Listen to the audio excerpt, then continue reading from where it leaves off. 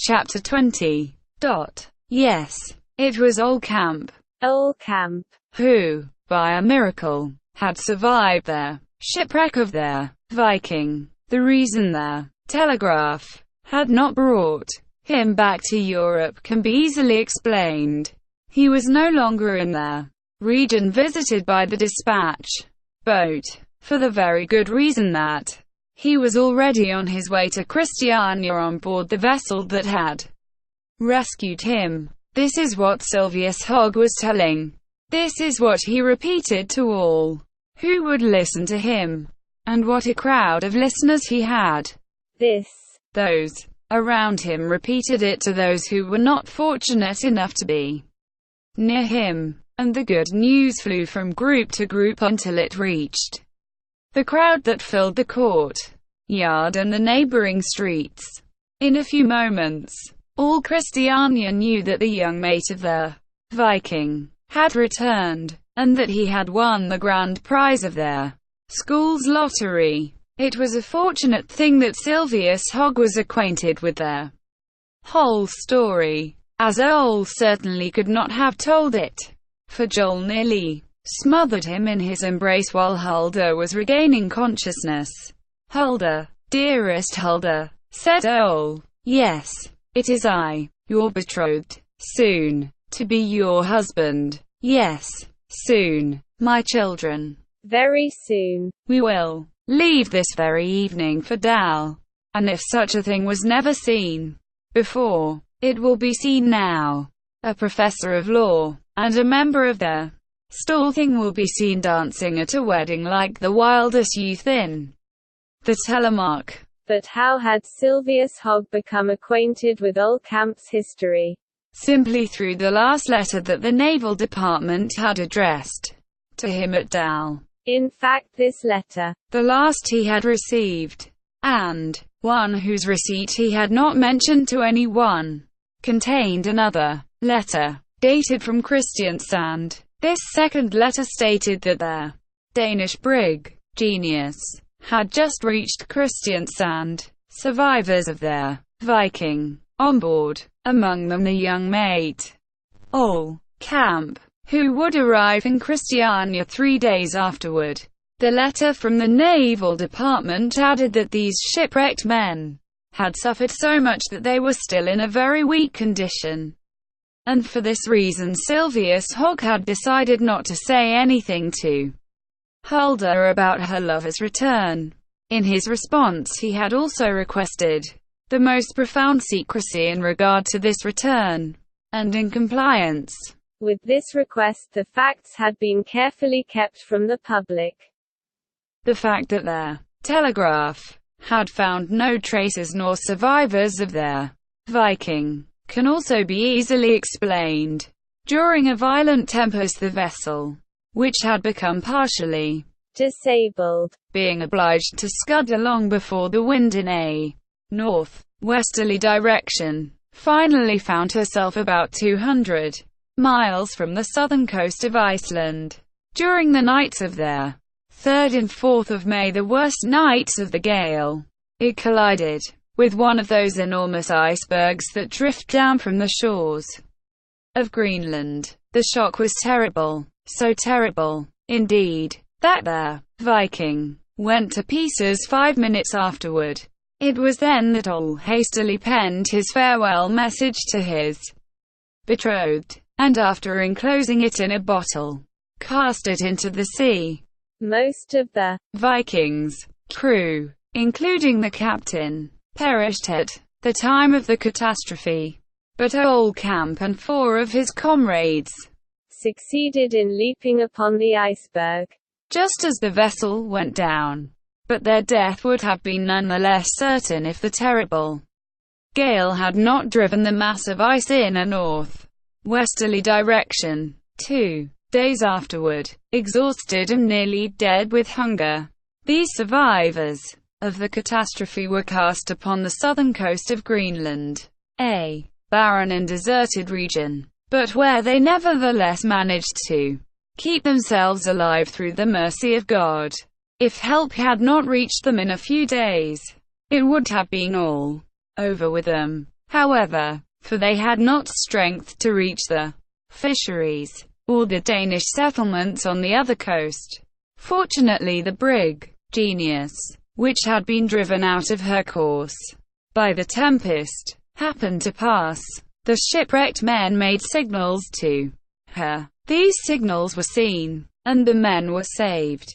The Genius, delayed by head winds, was a long time in making the comparatively short voyage between Greenland and Norway, and did not reach Kristiansand until the 12th of July, nor Christiania until the morning of the 15th. That very morning Silvius Hogg went aboard the vessel.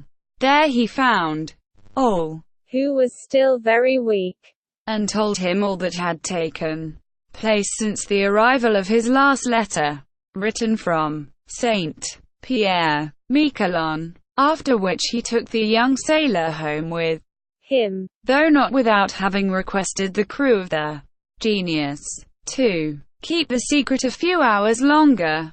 The reader knows the rest. It was then decided that Oldcamp should attend the drawing of their lottery. But would he be strong enough to do it? Yes. His strength would be equal to the ordeal. For was not Hulda to be there? But had he still any interest in this drawing? Yes. Yes. Both on his own account and that of his betrothed. For Silvius Hogg had succeeded in getting the ticket out of Sam Goest's hands, having repurchased it from him at the same. For Sam Goest was only too glad to dispose of it at that price. Now there were no more bidders for it. It was not for the sake of an improbable chance of gain that I wished to restore it to Hulda, my brave Ole, Silvius Hogg remarked, as he gave him the ticket, but because it was a last farewell you had addressed to her at the moment when you believed all was lost. And now it seemed almost as if Professor Silvius Hogg had been inspired of heaven, certainly much more so than Sam Goest, who was strongly tempted to dash his brains out against the wall when he learned the result of the drawing. And now there was a fortune of 100,000 marks in the Hansen family. Yes, 100,000 marks had paid to secure possession of Oldcamp's ticket. It was a dowry he was only too glad to offer little Hulda on her wedding day. Perhaps it will be considered rather astonishing that ticket No. 9672, which had attracted so much attention from the public, should have happened to be the one that drew the grand prize. Yes, it was astonishing, we must admit, but it was not impossible. And, at all events, such was the fact. Silvius Hogg, Joel, and Hulda left Christiania that same evening, as, of course, Siegfried must be informed of her good fortune. As they passed the little church of Hittedal, Hulda recollected the gloomy thoughts that beset her 2 days before, but the sight of Ole, seated beside her, speedily recalled her to the blissful reality. By St. Olaf, how beautiful Hulda looked under her bridal crown when she left the little chapel at Dal. 4 days afterward, leaning on her husband's arm. The brilliant festivities that followed were the talk of the whole Telemark for days and days afterward. And how happy Siegfried, the pretty bride, made her father, Farmer Helmbo, Joel, her affianced husband, and even Dame Hansen, who was no longer haunted by a fear of Sam Goest.